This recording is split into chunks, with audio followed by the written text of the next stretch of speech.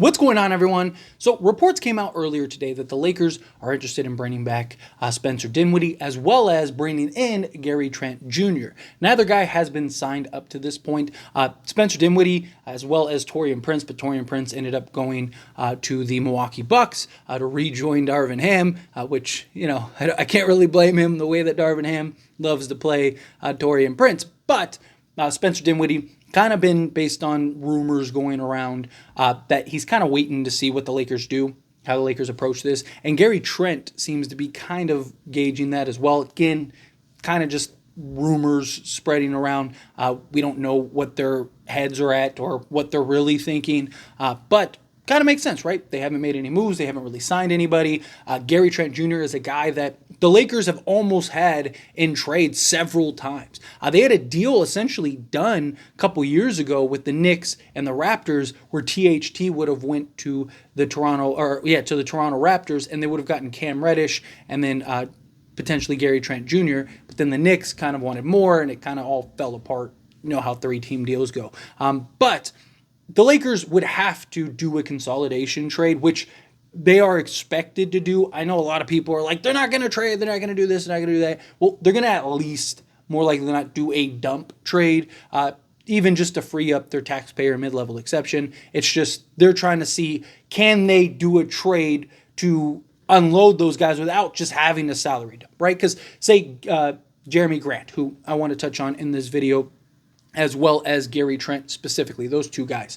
But say you could do a Gary Trent or a Jerami Grant trade, right? You're unloading 2-3 guys. So you basically got that. Pull off another small trade, maybe you can unload another 2 or 3 guys. Lakers are kind of just waiting around do we have to do the trade where we have to unload, Redick and Christian Wood and give up a second? Or can we do a trade where we can go get Jerami Grant and give up, Rui, Vando, and because those are the 2 guys that are linked in that trade, and then throw in a Cam Reddish back to Portland or something. And then, boom, now we just did a 3-for-1 trade. We got him in, freed up. We clear an extra $5 million. We can bring in a Gary Trent Jr., and then even bring in a Spencer Dinwiddie with the vet minimum. So they're trying to see which comes first. Worst case scenario, push comes to shove, the Lakers will kind of unload 2 or 3 guys and then bring those guys in, is the idea. Again, is the idea. The Lakers still need to clear a little extra money if they want to use their taxpayer mid-level. Now, here's the thing. Let's assume things work out. The Lakers are heavily targeting Jerami Grant. They're linked to several wings. You got Jerami Grant, you got Kyle Kuzma, you got Bruce Brown is another name that's out there, Cam Johnson, Dorian Finney-Smith seems to be the main 5 names that keep circling.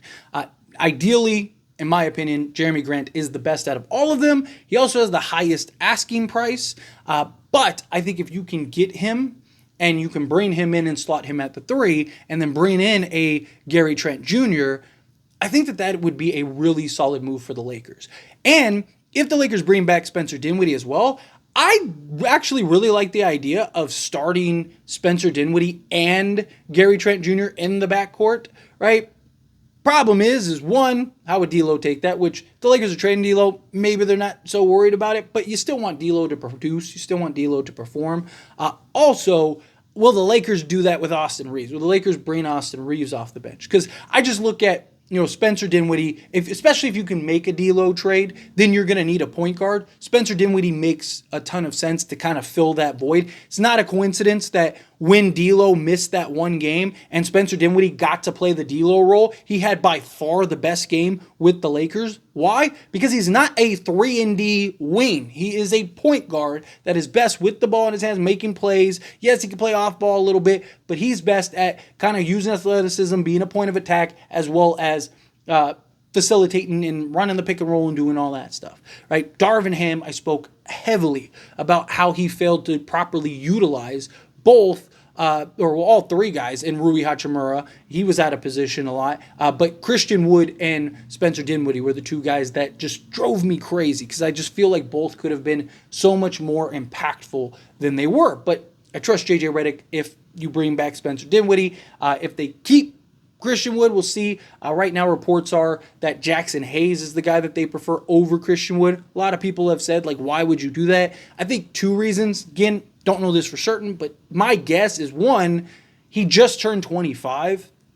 So you have a lot of, or 24, sorry, just turned 24, May 23rd. So you have a lot of upside and potential still with Jackson Hayes. Also, he is a legit 7-footer, so he can play the center position. So absolute worst case, Lakers, I imagine, will still try to get a center. But absolute worst case, you have Jackson Hayes that you can kind of run some more. But to me, if you can bring Spence back, bring in Gary Trent Jr., and then trade for Jerami Grant, think now we're talking, right? Because Gary Trent is a legit 3-and-D guy. He's a guy that shoots, 38 to 40% on, 6 attempts per game. He's a guy that can defend multiple positions. He's he was huge and had a ton of value at one point, and then kind of trickled the last few years.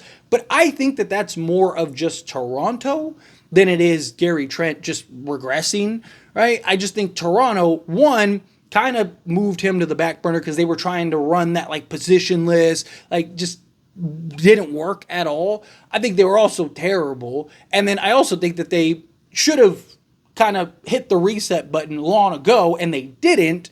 And it kind of just became this mess, right? And you saw it. I mean, you saw it in real time. Where now I think, if Gary Trent goes to the right place in the right position alongside LeBron James, alongside Anthony Davis, and his ability to play off ball, his ability to defend at the 2, I really like that. Thing is, though, with Gary Trent, you could argue, you have Austin Reeves, you have Max Christie, you have Dalton Connect. Right, like you got these guys that you could slide, and yes, technically you could play all of them at the 3 because they're all 6'5" to 6'7" in various ranges. But ideally you want some more size at the 3. Also, I think it depends on how Dalton Connect looks during Summer League. Right now, he doesn't look great. Right, a lot of it is just his shots not falling. I really like what I'm seeing from him in the sense of like his shot looks good. He's getting to his spots. He's being aggressive. You've seen him be able to kind of, get the pump fake, get to his spot in the mid-range, pull up, just getting shots not falling, get to the rim, finish through contact, step back, hit the 3. Like you've seen the varying of just his skill set. He just, again, hasn't hit the shot. So if that doesn't improve, then maybe now you're looking at a Gary Trent to kind of bring in. Maybe he's looking at it as like, I could kind of raise my stock a little more with the Lakers, right? So that kind of gives Connect. He doesn't have to have the pressure. And then you got Gary Trent Jr., Austin Reeves, and Max Christie as your guys that you can run at the basically 1 through 3, especially because you have LeBron James that can kind of make the plays. And I just think defensively, Gary Trent Jr. would be better defensively than Austin Reeves and D'Angelo Russell.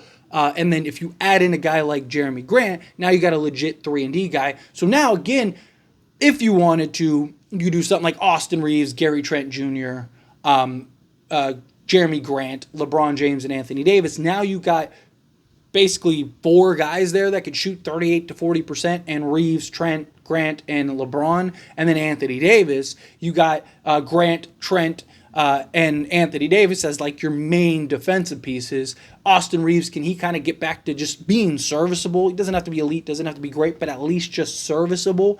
And then LeBron James, can he, again, just kind of be serviceable? I think you'd be much improved defensively. I think you'd have legit two-way guys that you're adding to the roster. There's a lot of talks about, go get Cam Johnson and get a Dorian Finney-Smith. But to me, it's like, yeah, Dorian Finney-Smith has more size, but he's not a better three-point shooter, and he's not as versatile as Gary Trent is.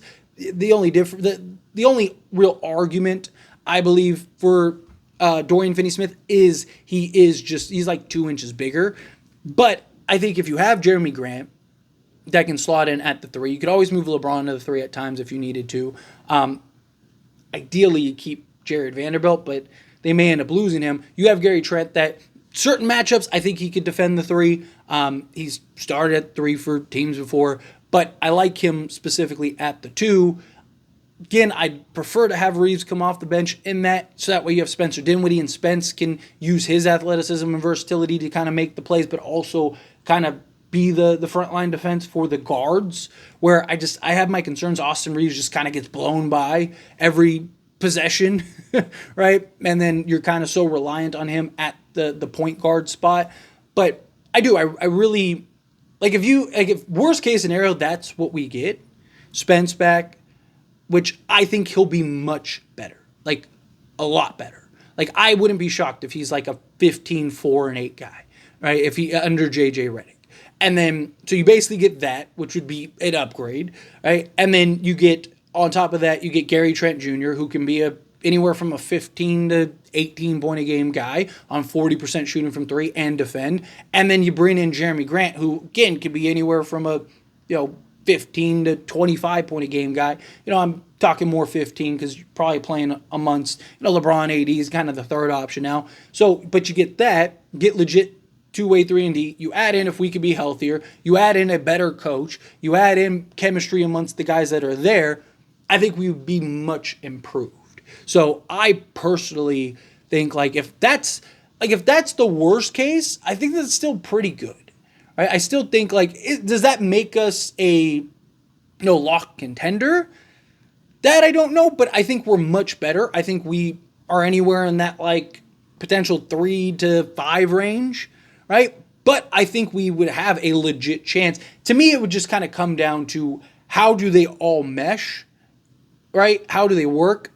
And, specifically defensively, can Trent and Grant really buy in on the defensive side?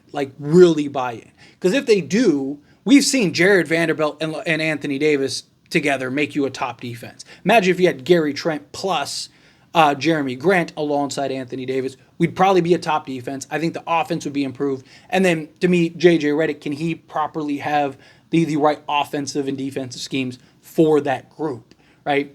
Don't be shocked, right? I mean, again, you look at Dallas. They didn't have these huge high profile names outside of Luka and Kyrie Irving, right? Daniel Gafford was, basically rotten in Washington. He was solid. He was a good guy, but he's not this superstar center, right? Even Derek Lively, as good as he was for him, is not this. He was a rookie, right? You look at Derek Jones Jr., right? He was basically sitting at the end of the bench until he got the opportunity with Dallas, right? They didn't have this super Boston. You look at Boston, it's that's ridiculous. Dallas just had a bunch of guys that were really good in their role, understood their role, and were carried by their 2 stars, right? And then consistency. So to me, can the Lakers kind of build that but better, right? Jerami Grant is better than Derek Jones Jr. and he's bigger, right? If you have Anthony Davis and LeBron James on top of that with Gary Trent, to me, you're in good shape. Right now, Jerami Grant's your third option. Austin Reeves is your 4th option. Gary Trent is your 5th option. Is really good for a 5th option. So I like the idea. But as always, this is a discussion. I pass a question on to you. Let me know your thoughts and opinions down in the comments below. What do you think? How do you feel? What are your thoughts? Do you like the idea of getting Jerami Grant and Gary Trent Jr. and then bringing in Spencer Dinwiddie? Do you think no? Would you rather have Cam Johnson maybe? I just think, Jerami Grant's the better of the group in my opinion. It's just, can you get him at the right price? Because right now it's all overpriced, but that's how it is. Again, it's early. As much as we all want the Lakers to make a trade right now and do something right now, it's still incredibly early, right? That asking price probably drops a bit once we get closer to, training camp and the actual season. But anyway, again, how do you feel? What your thoughts are? Let me know down in the comments below. That being said, if you haven't liked this video, hit that like button. Helps me a lot. Helps me enjoy these types of videos, and I truly appreciate it. Not subscribe to the channel, hit that subscribe button. Turn on the bell notifications. Appreciate y'all. See you in the next one. Thank you.